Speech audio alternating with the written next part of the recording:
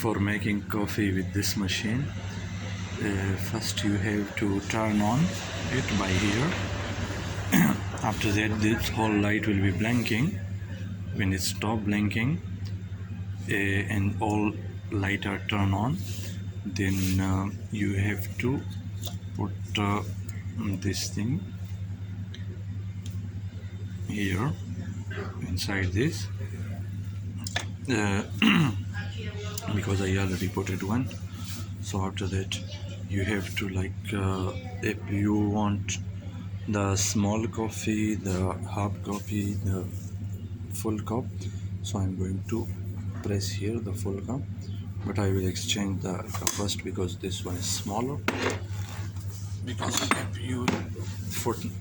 if you will put milk after that, so the cup is too small for that. So turn it on. That is this area is already closed, and now the cup is in process. And after that put sugar and milk, and that's it, your coffee is ready.